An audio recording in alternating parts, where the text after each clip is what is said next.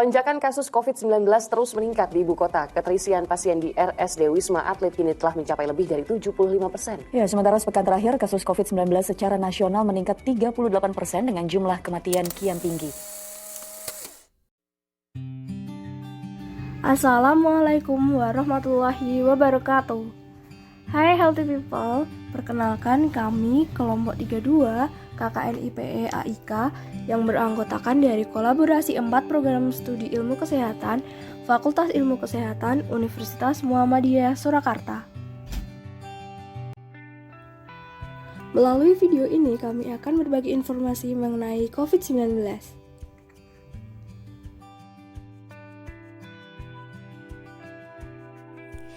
Penyakit virus corona atau COVID-19 merebak virus corona jenis baru SARS-CoV-2 yang penyakitnya disebut dengan coronavirus disease. Virus jenis RNA strain tunggal positif ini menginfeksi saluran pernapasan manusia yang pertama kali dideteksi kemunculannya di Wuhan, Tiongkok, China. Lonjakan kasus COVID-19 terus meningkat di Indonesia. Dalam sepekan, angka positif COVID naik hingga 14.536 kasus, sehingga angka positif COVID pertanggal 21 Juni 2021 mencapai 2 juta kasus. DKI Jakarta menjadi wilayah dengan angka positif COVID terbanyak, diikuti Jawa Tengah dan Jawa Barat. Grafik peningkatan COVID yang terus naik berbanding terbalik dengan grafik kesembuhan yang terus turun.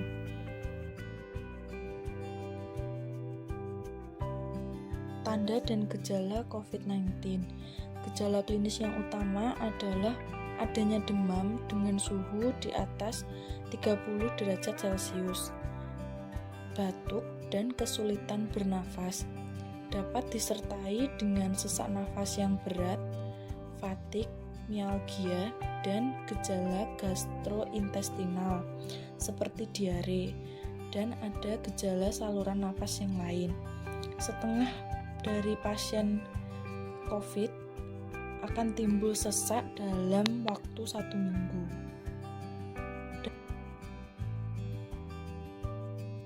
Cara penularan. Penyebaran SARS-CoV-2 atau disebut sebagai COVID-19 dari manusia ke manusia menjadi sumber transmisi utama yang menyebabkan penyebaran menjadi lebih agresif. Transmisi SARS-CoV-2 terjadi dari pasien simptomatik melalui droplet yang keluar saat batuk atau bersin.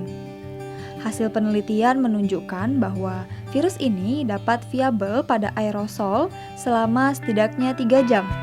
WHO memperkirakan reproductive number COVID-19 sebesar 1,4 sampai 2,5.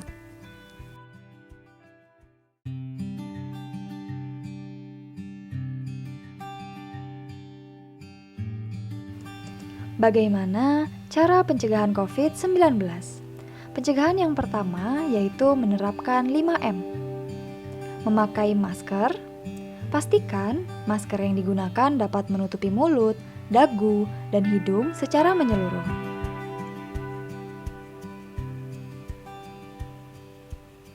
Mencuci tangan menggunakan sabun.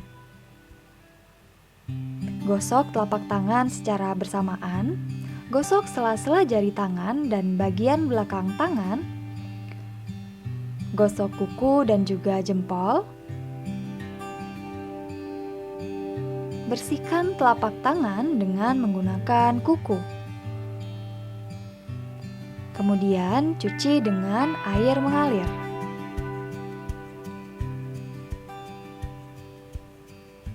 Menjaga jarak. Menjauhi kerumunan, dan mengurangi mobilitas.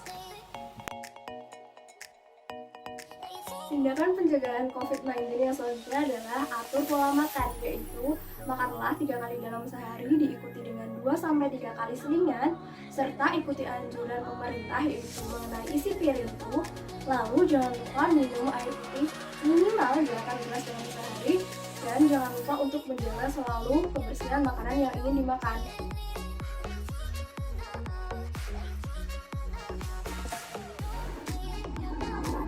mengakses dan mencari informasi dengan lebih bijak terkait COVID-19.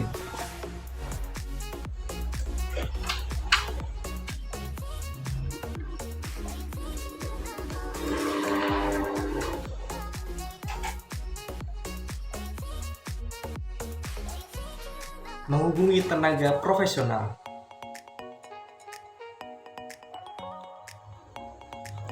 Halo, apakah benar ini dengan rumah sakit daerah?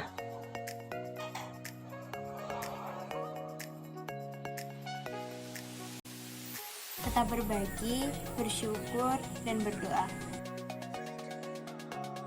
Untuk mencegah COVID-19, itu kita bisa dengan menjaga kebugaran tubuh kita dengan cara melakukan aktivitas fisik seperti olahraga ringan dengan gerakan-gerakan yang sederhana dan berjemur di pagi hari. Kemudian kita bisa melakukan exercise di rumah. Yang pertama ada stretching atau peregangan. Itu berfungsi untuk meningkatkan fleksibilitas, kemudian mencegah atau menurunkan risiko cedera. Yang kedua ada strength training atau penguatan otot. Biasanya dilakukan dengan menggunakan beban atau tahanan. Nah, untuk menjaga kebugaran tubuh, kita harus melakukannya dengan disiplin dan terorganisir. Baik, di sini saya akan menjelaskan tentang stretching. Kita bisa mulai stretching dari atas kepala, kemudian turun ke tangan, dan lalu kaki. Pertama, kita bisa stretching di kepala seperti ini ya. Kita tahan, kita berikan hitungan 5-8 detik. Lalu ganti ke arah sebaliknya. Kita bisa menoleh juga ke sini 3-8 hitungan, lalu ke arah sebaliknya. Kemudian di tangan kita bisa melakukan stretching seperti ini ya. Kita tahan 5-8 hitungan, kemudian ganti ke tangan yang satunya. Lagi seperti ini bisa 5-8 hitungan dan tangan sebaliknya. Baik, selanjutnya untuk kaki, kita bisa melakukan stretching seperti ini. Kita angkat tekuk kakinya, kita lakukan 5-8 hitungan. Selanjutnya bisa ganti ke kaki yang satunya. Baik, selanjutnya untuk latihan strengthening atau penguatan, kita bisa melakukan dengan gerakan yang simpel seperti push up. Kita akan mencontohkan push up seperti apa. Lakukan gerakan push up.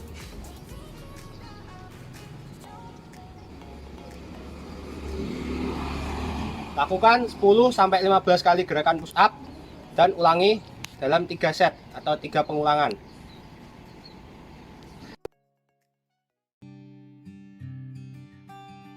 Oke, baiklah. Selanjutnya, marilah kita membahas hubungan antara wabah penyakit yang ada di muka bumi ini dengan keislaman. Nah, mungkin nih teman-teman, adanya wabah penyakit ini merupakan salah satu teguran dari Allah Subhanahu wa taala yang diturunkan untuk umat manusia yang ada di muka bumi ini.